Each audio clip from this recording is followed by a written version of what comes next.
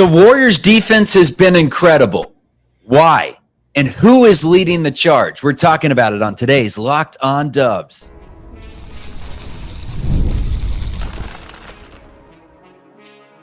You are Locked On Warriors, your daily Golden State Warriors podcast. Part of the Locked On Podcast Network, your team every day.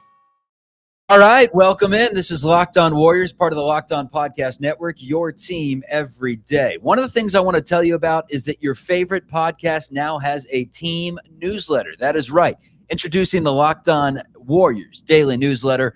One stop for ultimate team and league coverage. It's delivered right to your inbox. You can sign up for free now at LockedOnDaily.com. That's LockedOnDaily.com. You can start your day with the new Locked On Warriors newsletter. Gives you a bunch of information, and it is free. We will take that. Today's episode is brought to you by FanDuel. You can start the season with a big return on FanDuel. New customers can place a $5 bet. You'll get started with $150 in bonus bets. That's if you win your first $5 bet. Visit FanDuel.com to get started. We are free and available on every podcast platform. You can also check us out on YouTube. We go live after every single Monday through Friday game, and sometimes on the weekends as well. And if you missed that, Eric Engel has the postcasts on the podcast app as well. So content left and right. My name's Charlie Walter, helping deliver Golden State Warriors content to you and making it your first listen of every single day. I worked for 95.7 The Game, which is the flagship for the Warriors.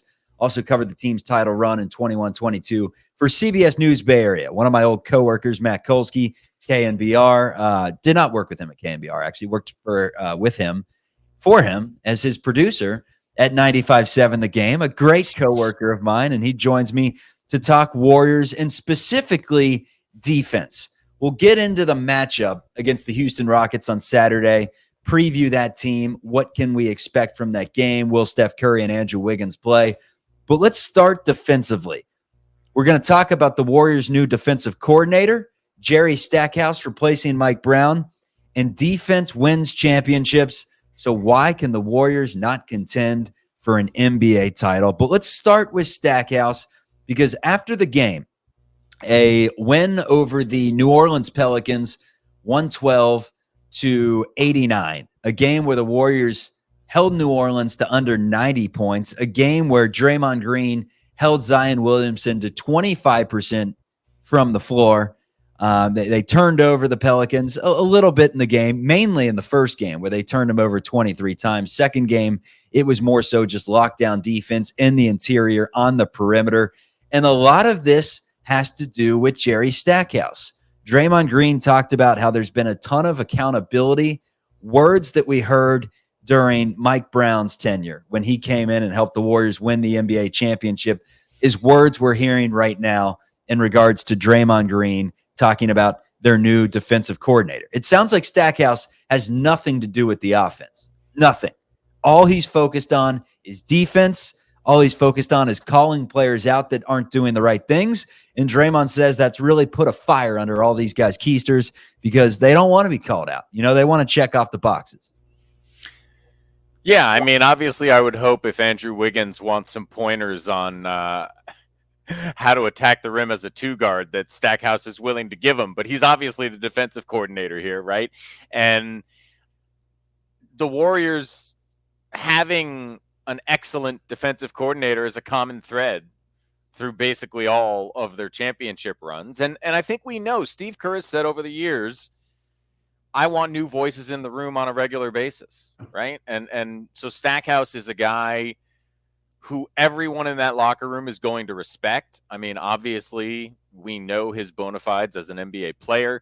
He's been a head coach at the college level. He has a ton of experience in building a good defense, and he's obviously been a part of that here. I mean, listen, the other thing we say about defense all the time is effort is the biggest part of it. And so having a good motivator, having someone who holds you accountable on that end of the floor is actually really important. You know, it is, people can complain about it, but it is natural and a fact of reality that getting millionaires who get paid for what they do primarily on the other end to consistently give high-level effort on defense is not the easiest thing in the world.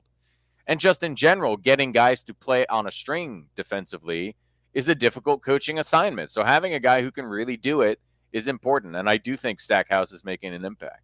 It's easier when you have a player like Draymond Green. They asked Draymond at the press conference. I don't know how it got brought up, but basically Chet Holmgren's name got brought up and how the Oklahoma City Thunder, the Darlings, and how damn good their defense is, holding teams to under 100 points this season.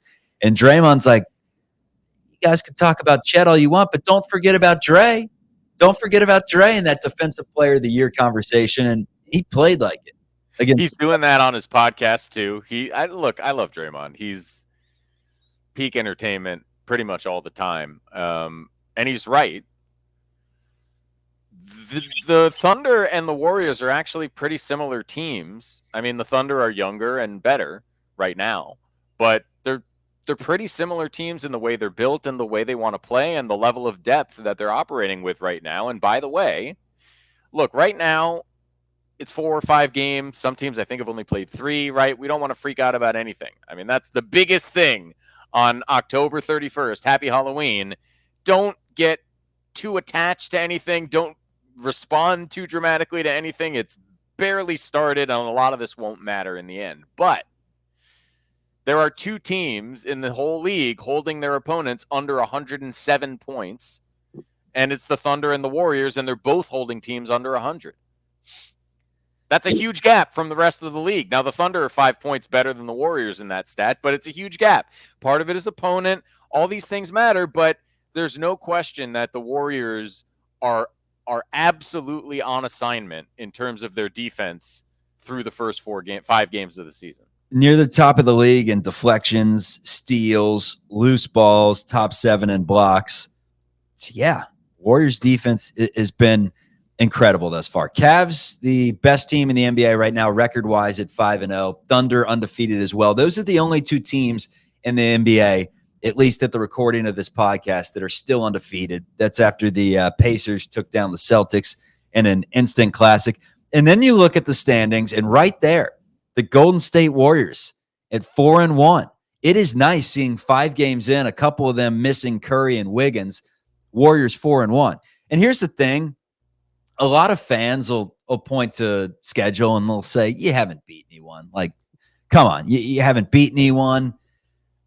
Pelicans, middle of the pack team, so we think. I mean, we could do this all year, right? You could point to the Atlanta Hawks, and you could point to the they already beat the Blazers, but you could point to the Hawks and the Jazz and the Hornets and the list of the Lakers, maybe the list goes on and on of teams you could point to and say, they're not that good. At a certain point, if you're beating the hell out of teams that are not that good, maybe you're just good, right? Two things are true here, right? Number one is they haven't really beaten anybody yet. That's accurate. But they've performed well with the schedule they've been given, and maybe more to the point, if you play 4-1 basketball against the bad and mediocre teams and say 500 basketball against the best teams, you're one of the best teams. Like, that's how that works. So they're doing this part, which is all they've had the opportunity to do. They have a chance to enter the first somebody that you would really say on their schedule at 5 or 6, 5-2 or 6-1. I would expect them to be 5-2 or 6-1 when they take on the Celtics. That's where you want to be. If you haven't beaten anybody, it's only because, nobody's really been on your schedule. It's not like if you had beaten the Clippers, people would be saying, oh, well, that's the big one. No, they're in the same category as New Orleans, certainly at best. So this is the NBA, right? Like, at least half your games are going to be against teams that, like, if you're serious about competing, they're nobody. But you do have to perform well in those games, and to win 2 of them against one of the better nobodies in the league without your 2 best players, arguably, without 2 of your 3 best players, 2 of your starters at least, that's good. That's a good thing. So we can fret about not having played anyone really good yet, or we can say, so far, so good. So far, so good. Without Curry, without Wiggins, 4-1. Getting ready to enter a pretty tough stretch. But first, it's two very winnable games, the Houston Rockets, the Washington Wizards. Let's discuss this schedule stretch coming up for the Golden State Warriors and continue to talk about the incredible defense from the last few games. Get ready to tackle the NFL action with FanDuel, America's #1 sportsbook, because right now customers can bet $5 and you get $150 in bonus bets if you win. The FanDuel Sportsbook app gives you everything you need to place live NFL bets in one place. It is consolidation, and we like that. So when you get the hunch during the middle of the game, you can check out the latest stats. You can view the live play-by-play. You can do so much more on the same page where you place your bets. Just visit FanDuel.com to join today. You'll get started with $150 in bonus bets if you win your first $5 bet on FanDuel.com. Never waste a hunch. Make every moment more with FanDuel, the official partner of the NFL. Rockets and the Warriors coming up. Not seeing a spread for this one yet, but Wiggins, Curry, Melton considered day-to-day, and then Steven Adams for the Houston Rockets as well. When the line comes out for this one, if you want to take the Warriors, who are 4-1 against the spread, make sure you get those bonus bets, win that $5 bet, and do it on FanDuel.com. The Houston Rockets right now are one of those teams that I guess you could lump them into the same category as the San Antonio Spurs. I would not put them in the category of the Orlando Magic, a proven team like that. I would say they're more in the realm of the Spurs, and you can help me with some other teams that maybe they fit in the mix with. But led by Jalen Green, who's scoring 28 points a game right now through 4 games. Fred VanVleet, familiar name from his time with the Raptors, 14.8. Alperen Sengun, 14.8 and 12.5 rebounds. Would maybe love to see him as a Golden State Warrior someday if there was a compatible trade. And then Jabari Smith at 11.5. And get ready, Warriors fans. You're going to see Dylan Brooks, the world's biggest bully, who's averaging 10 and 4 right now. But the Houston Rockets, the Golden State Warriors, I think before the season, when we were talking so much about how deep the West was, everyone was finding a way to nitpick, at least the Warriors haters. They were finding a way to nitpick on why the Warriors could not compete this upcoming season. They're pointing to teams like the Spurs. They're pointing to teams like the Rockets. They're pointing to teams like the Grizzlies and saying, no, they're going to be better. They're going to be better. Warriors are going to stay the same. These teams are going to rise. Have the Rockets risen that much to you? And what do you expect with this game on Saturday? No, the Rockets remain a candidate to rise. You know, it doesn't happen till it happens, and not enough time has passed into the season to say that. You just talked about a ton of young talent that they have, and certainly Jalen Green, who really came alive in the second half of last season, off to a good scoring start anyway this season. And VanVleet is their vet, but Sengun, Smith, they have Amen Thompson. Tari Eason is a guy who's sort of a jack of all trades, right? They've got a lot of players, and he hasn't played much yet, but I think Reed Shepherd is going to get involved over the course of the season, at least as a shooter for them off the bench. So, yeah, man, I think this is a team you have to respect if you want to know where they land. I mean, Spurs is a decent comparison from age. They obviously don't have a Wemby. Nobody has a Wemby except the Spurs, so that makes them pretty unique. But if we're talking about where they stand in terms of likely finish in the West, you know, I really believe anybody who gave you any certainty regarding the teams, you know, predicted from 5 to 11, everybody's guessing, man. We don't know. If Jalen Green has a great year and Sengun and he find a way to play together that leads to wins, and Tari Eason is, you know, the glue that makes it all work, and so on and so forth, the Rockets could be a 6 seed, you know? If Jalen Green shoots 40% from the field and doesn't find a way to work with Sengun, they could be in the play-in or out of the playoffs entirely. Like the range of outcomes, because it's all bunched so tightly, is huge. But this is certainly a team that deserves the Warriors' respect, just like the Pelicans did the last 2 nights, or the Clippers on Sunday, you know? So they've got certainly more of a challenge on Saturday than they will have when they face the Wizards, who are one of the truly bad teams in the league. They've played one of the truly bad teams in the league, too. The Utah Jazz at 0-4 right now. I think it's safe to say that the Jazz are not going to be very good. It's pretty fair. I'm not hurting any feelings. But but you know what? Like, there are teams that are 2-3 or 3-2 even right now that I can tell you for sure are not going to be very good. You know what I mean? So, yeah. It's the NBA. Let's look at the NBA landscape, though, from a wide perspective right now, because I think that most Warriors fans entering this season, obviously NBA championship, is it unrealistic? Who knows? But that's the ultimate goal. Every team wants to win an NBA championship, but the Warriors fans are kind of pointing to, let's miss the play-in. Let's get one of those top 6 seeds, hopefully host a playoff home series. Hey, maybe fight for one of the top 4 seeds. But the issue was looking at the rest of the West. It wasn't saying how can the Warriors win 48, 50 games to be in the mix. It was how can they leapfrog the Thunder, the Suns, the Mavericks, the Wolves, some of these teams. But teams that were in there, like the Sacramento Kings, 2-2, they haven't looked like anything special out of the gate. We threw the Memphis Grizzlies in that fold as maybe a resurgent team. They haven't looked good all at 2-3 thus far. And I know they're going to get G.G. Jackson back at some point. And they'll improve as they get a little more chemistry playing together after years, really, of having Ja Morant not really on this team. But when you look at the West right now, I know we're 5 games in. The Warriors sit all alone in second place at 4-1. Have you seen enough to maybe change your mind and say, you know what, I don't think that making this thing all together is as much of a stretch as maybe we initially thought? Well, I would point out that I always said that there was a reasonable shot for the Warriors to get a real playoff spot. That's never looked out of the running to me.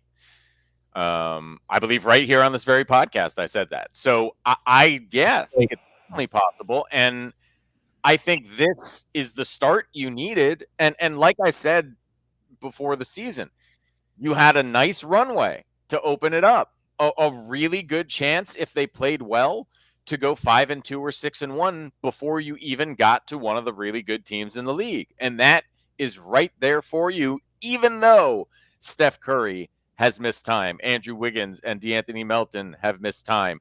Jonathan Kuminga didn't have the best opening few games, right? Like, a lot didn't go right, but they still, because of that runway that they had, they're off to a really, really good start. And that is what was needed if they wanted to compete for a legitimate playoff spot and not just a play-in. So I think, again, so far, so good. You can always complain about whether you've been truly tested or what still needs to happen, but they have passed with flying colors so far.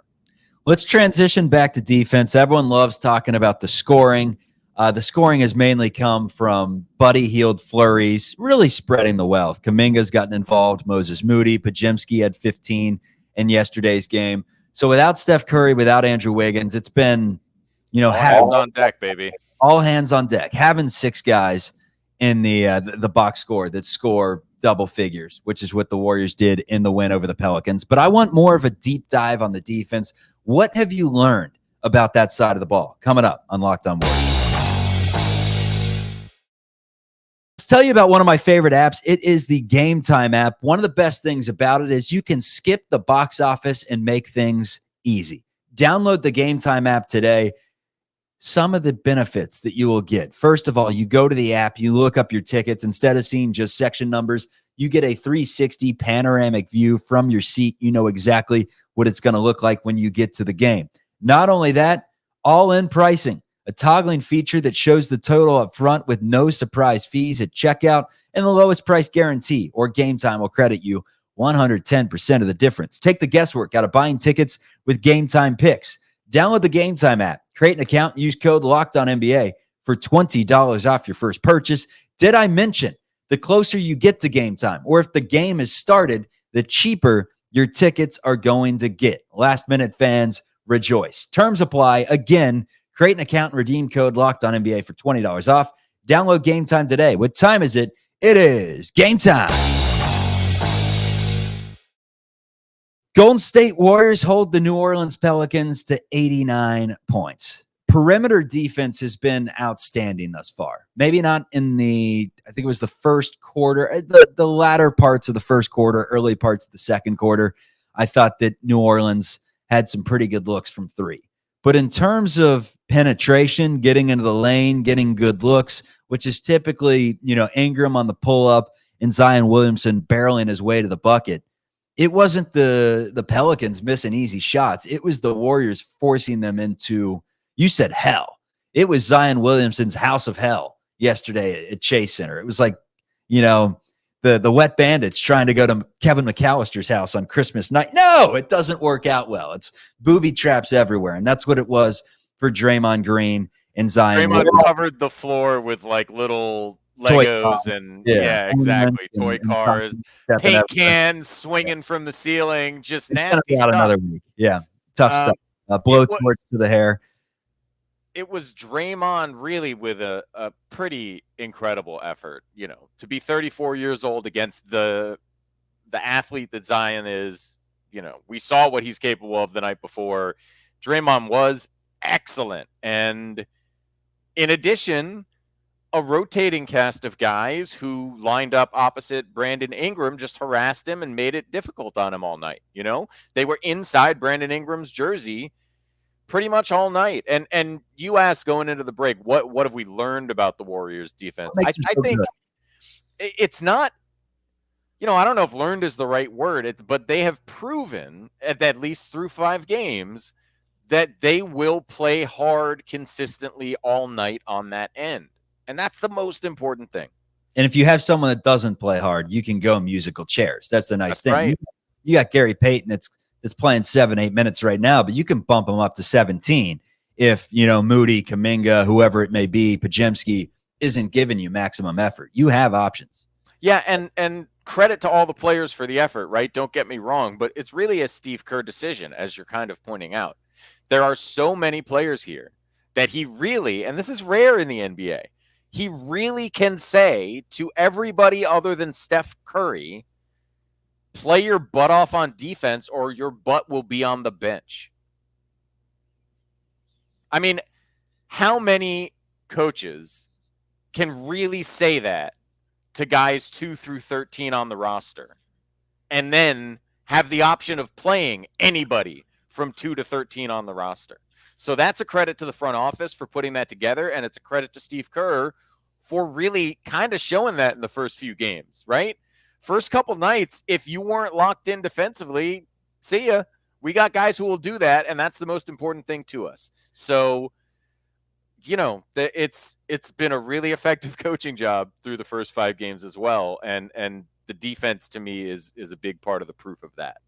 During the media availability, what do we even call it? The media day for the Warriors. The underlying theme was 3 things. It was defense. We need to get back to a top 5 defense. So far, they've passed in flying colors. It's early, but they look really good defensively. It was get out and run and transition, be smooth, don't turn it over as much. And then it was get back on defense. Don't let other teams get transition baskets. That ladder right there, the transition defense. How have you seen that going so far? It's been pretty good. Again, these things are really hard to judge through 5 games because, how good is the transition offense that you faced? And only 4 opponents, right? 5 games, 4 opponents. Hopefully it will be a standout thing this season. I wouldn't say it's been that, but also like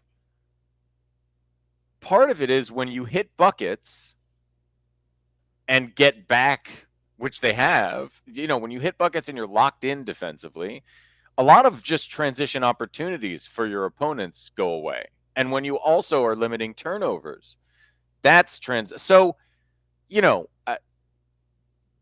be honest, I'd have to look at metrics to tell you if they've been the best transition defense in the league so far. Who knows? What they have done is put all of these components into what they're doing, a high percentage offense, locked in focus defensively all the time, so guys aren't running behind you, and crashing offensive, like forcing turnovers and not committing them, right? All the things that contribute to not giving up transition buckets on defense, they're doing. And that really, at the end of the day, is what makes you a good transition defense, I think. And then having a crash test dummy that's on the other side of the floor that's legit taken 12, forced 12 offensive fouls this season. Is that an actual number, or are you guessing? It's an over-under, but it's got to be damn near it. I mean, I would think it's double digits through 5 games, which is pretty wild. Like, we're talking Podziemski. Yeah, Brandon Podziemski affects the game, period. Full stop. And it's almost always in a really positive way, no matter what he's doing from a shooting perspective. Like, he is not a player yet. Hopefully he gets there, but he's not a player you can necessarily trust to shoot well on any given night. You can trust him to do the right things in so many other ways that he's going to affect the game in a positive way. Yeah, you got to give credits to Mike Dunleavy for a couple things. Hey, let's start with the fact that he told Steve Kerr this offseason, you got to shake things up with your coaching staff. Get a former player on there. That's what he did with Jerry Stackhouse. He brought in Terry Stotts, who's got the head coaching experience, that ran, an offense that they wanted to emulate in Portland with some really good shooters with that Terry Stotts motion offense. So that's credit number one to Mike Dunleavy, and credit to Steve Kerr for listening and not being too stubborn. And then B, just the roster that he assembled. He didn't have a ton to work with this offseason. Not a ton of cap space. Had to make a very tough decision on Klay Thompson that sounded like an easy decision when you look back on it. But Looney and Peyton and some of these guys were being tabbed as, package them together, get them out of here. Wiggins too. The young players potentially being bundled for this star name, and Lauri Markkanen, who knows how much he would have helped this team. Like, when you look at everything they were potentially going to do this offseason and what they settled with, sure, it wasn't a sexy press release, right? What they did this offseason, but what it does is makes them very deep. They got better defensively. They got better transitionally, and they do still have a lot of that optionality if they want to use it at some point this season. The 3-for-1 trade is very much in play and a possibility, but the only way it was in play and a possibility is if all these guys play well, enhance their value, and B, you got to be in it. Because yes, I think the Warriors would probably go after a player that has some, that has a few years on his contract, and you can have him for a few years long term. They have said explicitly that they are not going to make a blockbuster move to become the 3rd or 4th seed. They are only willing to make that move if they believe it makes them one of the teams to win the championship. If they really believe it puts them over the top. I don't believe that deal's been presented. And to your point, as long as they have 13 guys looking useful and future draft picks that are valuable around the NBA, they remain a huge candidate to make a move if they believe they're in position. No doubt about it. That's an underlying storyline of the season, a subplot, but the main plot, the Golden State Warriors trying to surprise people with a very good regular season. It's off to a good start, 4-1. Houston Rockets next up on Saturday. Then it's the Wizards. Then it's Murderers Row starting with the Boston Celtics. Kolsky and I will have post-game coverage for almost all those games. The Houston Rockets game, tune into Eric Engel. He'll have the postcast right after that one. Kolsky and myself will have the Saturday night off, and then we'll talk to you Sunday and into Monday as the Warriors really start to pick up the schedule. But so far, so good, man. Thanks for popping on today. Let's go. Let's go. Locked On Warriors, free and available wherever you get your podcast. Peace.